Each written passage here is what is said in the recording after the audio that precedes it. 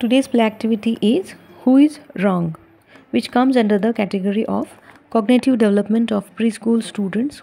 So this play activity can be shared with a preschool teacher or parent who have the children of the age group 2 to 6 years old. The objective of this play activity is to observe difference and similarities in the shape of numbers and letters and to prepare to read and write. For this we need a large group of students and material required is blackboard, chalk paper and pencils. The preparation needed is draw 6 small squares on the blackboard and draw the same shape in the 5 squares, and in the 6th square draw a different shape. Do the same for the activity on letters or numbers. Write the same letter in 5 square and in one write the same letter either upside down or in reverse. Also prepare worksheets of the same activity for each child.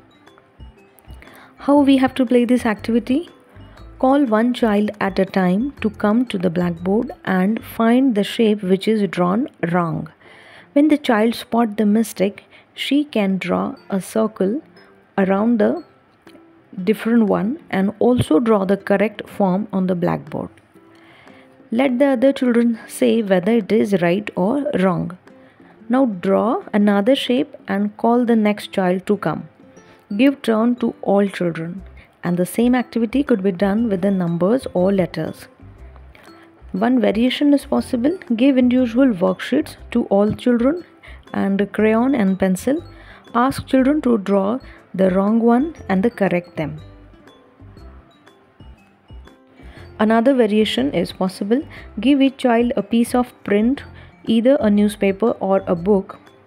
Write a letter on the board and ask the children to look for the letter in their paper and put up their hands as soon as they find one. Give time for all the children to find the letter. Make the children write the letter in their notebook. Who is wrong ही एक play activity आहे ज्यामध्ये मुलांची आकलन क्षमता वाढते आणि मुलं लिहिण्यासाठी आणि वाचण्यासाठी तयार होतात. ह्यामध्ये आपल्याला ब्लॅकबोर्ड, चॉक, पेपर आणि पेन्सिल्स हव्या आहे. आपण 6 स्क्वेअर काढायचे आहे बोर्डवर आणि त्याच्यापैकी 6व्या आणि या 5ही स्क्वेअरमध्ये कुठला तरी एक सेम शेप काढायचा. आपण स्क्वेअर काढू शकतो, ट्रायंगल काढू शकतो, सर्कल काढू शकतो आणि 6व्या शेपमध्ये एक वेगळा शेप काढायचा आहे आणि डू द से. आणि आपण इथे हेच मुलं नंबर्स असतील किंवा लेटर्स असतील म्हणजे 1 ते 10 नंबर असतील किंवा आपण 1 ते 6 नंबर घेऊ शकतो किंवा A to E, A to F हे अल्फाबेट्स घेऊ शकतो, लेटर्स घेऊ शकतो आणि ते आपण ह्या स्क्वेअरमध्ये काढू शकतो. आणि 6व्या याच्यामध्ये आपल्याला एक वेगळा काढायचा आहे.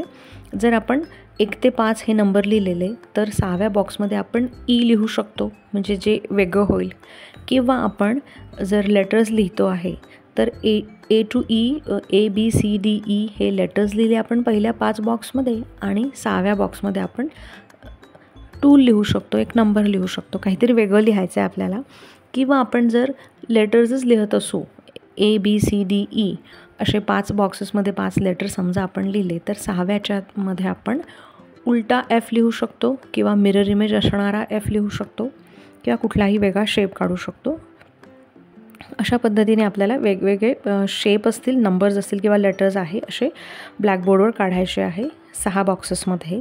त्यानंतर सेम आपण मुलांना अशा वर्कशीटसुद्धा देऊ शकतो किंवा एखाद्या पेजवरसुद्धा आपण मुलांना हे काढून देऊ शकतो. तर मग आता हा गेम खेळायचा कसा आहे तर आपण ब्लॅकबोर्डवर किंवा व्हाईटबोर्डवर आपण जे हे बॉक्सेस काढलेले आहे ते ओळखायला आपल्याला वर्गामधल्या एक मुलाला बोलवायचं आहे, कुठल्या एका मुलाला बोलवायचं आणि ह्याच्यामध्ये काय चुकलं आहे ते ओळखायला सांगायचं.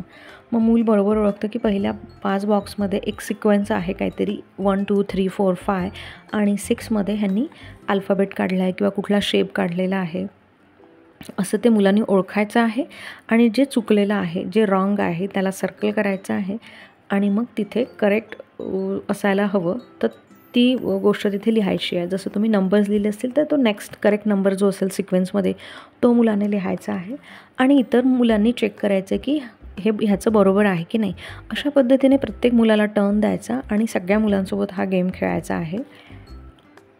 यातला एक यातलं एक व्हेरिएशन असं होऊ शकते की आपण मुलांना पेजेस द्यायचे, त्याच्यावर असे शेप्स काढलेले आहे आणि मुलांना त्याच्यामध्ये काय चुकलेलं आहे ते सर्कल करायचं आहे त्यांनी त्यांच्या पेजवरचं आणि ते करेक्ट करायचं आहे, म्हणजे योग्य काय आहे ते लिहायचं आहे.